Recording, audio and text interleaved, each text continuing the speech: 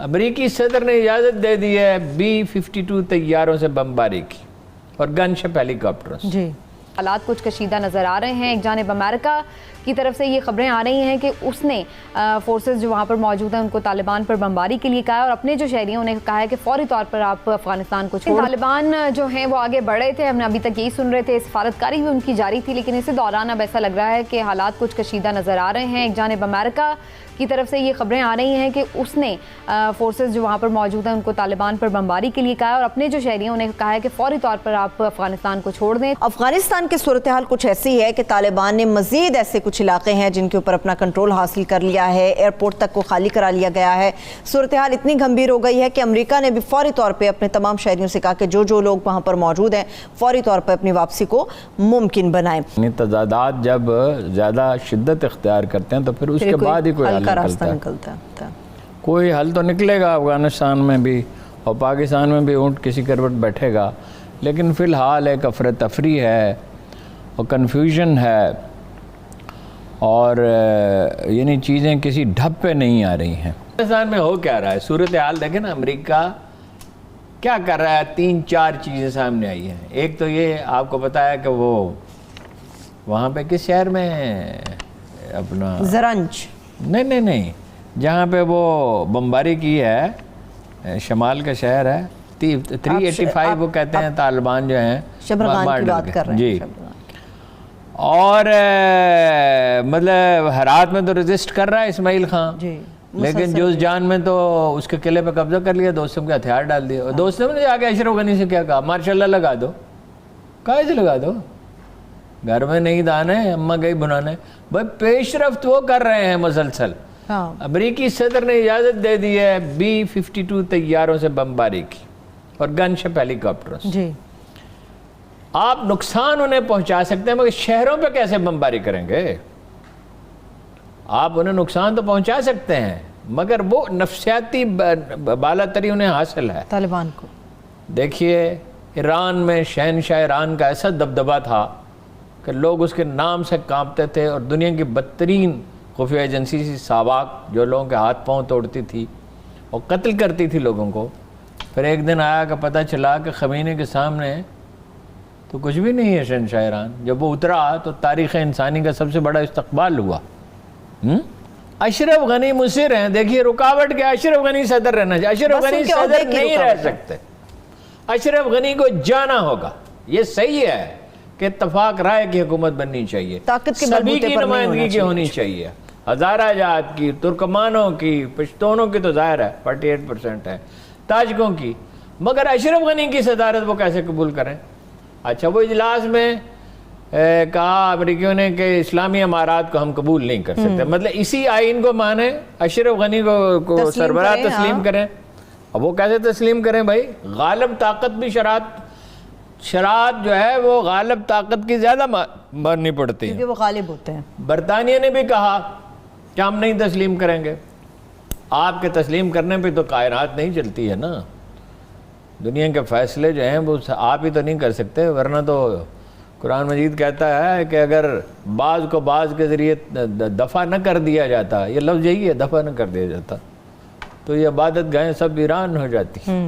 یار ان سب بدخشاں کے اندر بھی اس وقت شدید لڑائی جاری ہے۔ بدخشاں میں ہوا، بدخشاں میں بمباری۔ افغانستان میں مختصر بات یہ ہے، کیا لطیفہ ہے کہ دنیا کا ہر الزام پاکستان پہ لگا دیا جائے، اس کی تکرار کی جائے، توہین کی جائے، تحقیر کی جائے۔ جس نے سب سے زیادہ قربانیاں دی ہیں، جس نے 35 لاکھ مہاجرین کو سنبھال رکھا ہے، پھر اس سے کہا جائے کہ ہماری مدد کرو، پھر حمداللہ محب کہیں کہ افغانستان میں جو پاکستان میں جو افغان مہاجرین ہیں ہم انہیں تخریب کاری کے لیے استعمال کریں گے۔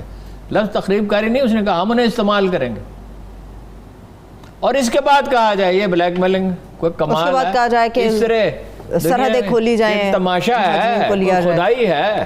ہاں جی، یعنی پاکستان کو امریکہ نے بھی اتنا کمزور سمجھ لیا تھا، سلالہ کی چوکی پہ آپ کو یاد ہے حملہ کیا گیا، سلالہ چیک پوسٹ، اور ابھی انہوں نے یہ فرض کر لیا تھا کہ پاکستان نے، منیر اکرم نے ٹھیک کہا ہے کہ پاکستان نے طالبان کو مذاکرات کی میز پر لانے میں اپنی تمام صلاحیت صرف کر دی، پوری قوت استعمال کی۔ اب آپ کہہ رہے ہیں، دیکھیے چینیوں نے کہا کہ امریکہ ذمہ دار ہے، سلامتی کونسل کے اجلاس میں کہا، وہ چھوڑ کے بیچ میں بھاگ گیا۔ دیکھیں ایک نگران حکومت بنانا قابل قبول امریکہ کی ذمہ داری تھی، پاکستان کی سے پہلے کچھ اسٹیبلٹی آپ کی جناب ہزاروں بلین ڈالر کی اکانومی، آپ ایک سپر پاور، یورپی یونین آپ کے ساتھ، حکومت فوج آپ کی وہاں پہ، 750 بلین ڈالر کا آپ کا بجٹ ہے، اور بیٹھے ہوئے 20 سال سے آپ وہاں نگران حکومت بنانا آپ کی ذمہ داری نہیں تھی، ہماری تھی۔ کمال ہے۔ اور پھر اس پہ دھمکی دیتے ہیں، بلیک میل کرنے کی کوشش کرتے ہیں۔ دیکھیں وقت کا دھارا ایک رخ پہ بہتا ہے جب، تو اسی رخ پہ اسے بہنا ہوتا ہے۔ وقت بدل گیا ہے، وقت سے اس کے ساتھ نہیں ہے، اشرف غنی کے ساتھ نہیں ہے، امریکہ کے ساتھ نہیں ہے، چین آگے بڑھ رہا ہے۔ روسی پریس میں مضامین چھپ رہے ہیں کہ پاکستان اور روس میں ہم آہنگی ہے افغانستان پہ۔ اچھا، ہم آہنگی کس چیز پہ؟ امن قائم کرنے کے لیے ہے۔ روسیوں کو اندیشہ ہے سینٹرل ایشیا میں، اور امریکی جو ہیں ان کا یہ خیال ہے کہ وہ دھمکیاں دے گا۔ اب وہ ایک نہیں کئی کتابیں اس میں چھپ چکی ہیں کہ امریکی پاکستانی معاشرے کی ساخت کو نہیں سمجھتے۔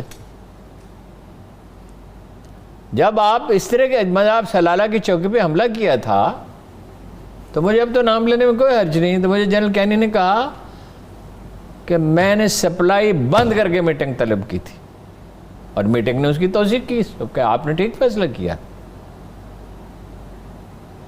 جب آپ بلیک میل کیسے کر سکتے ہیں قوموں کو؟ اس نے محیط یوسف نے ٹھیک کہا، وی ہیو ادر آپشنز، دوسرے راستے کھلے ہیں، سب راستے بند نہیں ہوتے۔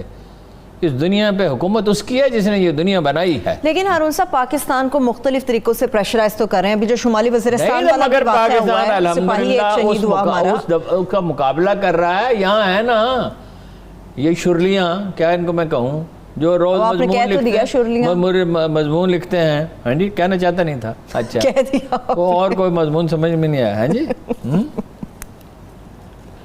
لوگوں کا یہ خیال ہے کہ پاکستان کمزور بنیادوں پہ سے بلیک، ایک سابق وزیر اعظم نے نام بھی ملک معراج خالد صاحب نے کہا تھا کہ عالمی طاقتیں 2012 میں پاکستان کو توڑ ڈالیں گی، یہ تو 2021 ہے۔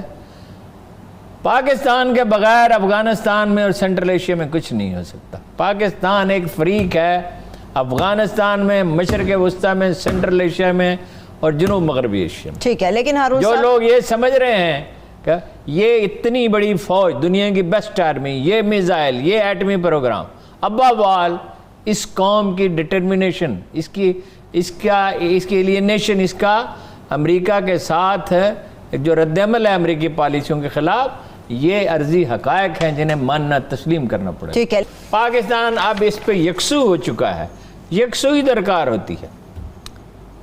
اندرونی مسائل جو ہیں، جس دن قائد اعظم یکسو ہو گئے تھے نا، پاکستان بنانا ہے، قرارداد منظور ہوئی تھی، اس سے پہلے مسلم لیگ کیا تھی؟ 24% ووٹ ملے تھے مسلمانوں کو، 76% ووٹ مسلمانوں کے نہیں ملے تھے قائد اعظم کو۔